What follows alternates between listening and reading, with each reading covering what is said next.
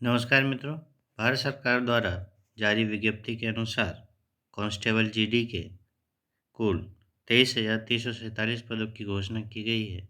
इसके अंतर्गत CAPF, SSF, rifleman GD और असम राइफल्स में कुल पद की घोषणा हुई है, जिसकी प्रारंभिक तारीख फॉर्म भरने की 24 नवंबर 2023 से 31 दिसंबर 2023 रखी गई है। फीस भरने की लास्ट तारीख 1 जनवरी 2024 रखी गई है, जबकि अगर आपके फॉर्म में कोई मिस्टेक हो गई है और आप उसमें परिवर्तन करना चाहते हैं, तो आप 4 जनवरी 2024 से 6 जनवरी 2024 के मध्य यानी 3 दिनों तक आप उस फॉर्म में संशोधन कर सकते हैं।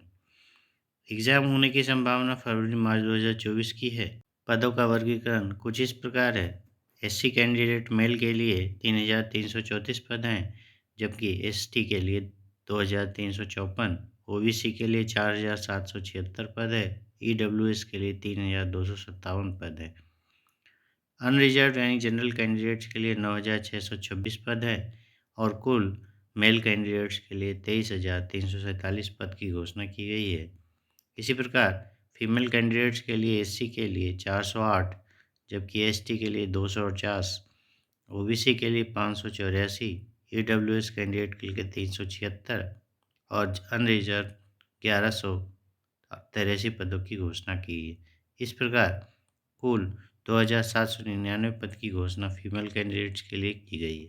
एज क्राइटेरिया के अंतर्गत ऐसे भारतीय नागरिक जिनकी उम्र 1 जनवरी 2024 को 18 से 23 वर्ष के मध्य है, वो इस फॉर्म को भर सकते हैं और एससी एसटी कैंडिडेट को नियमानुसार छूट 5 वर्ष की छूट प्रदान की गई है।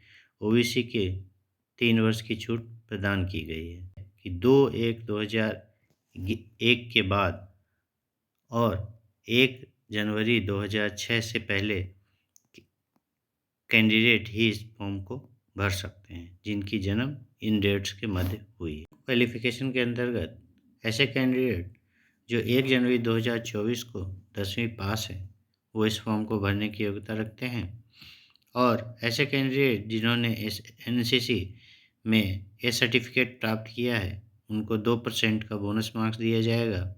बी सर्टिफिकेट प्राप्त करने वाले कैंडिडेट को 3%, इसी प्रकार सी सर्टिफिकेट प्राप्त करने वाले कैंडिडेट को 5% अतिरिक्त मार्क्स से का बोनस प्रदान किया जाए। इस फॉर्म को भरने के लिए आप https://nic.in पे जा करके अपना विस्तृत फॉर्म भर सकते हैं। फॉर्म भरने के लिए आपको 100 रुपये की फ़ीस पे करनी होगी, जो कि जनरल कैंडिडेट के लिए है, जनरल और ओबीसी मेल कैंडिडेट के लिए है। गर्ल्स कैंडिडेट को कोई फ़ीस पे नहीं करनी पड़ेगी। एससी, एसटी, एक्स सर्विसमैन और रिजर्व कैंडिडेट को किसी प्रकार की फ़ीस नहीं पे करनी पड़ेगी।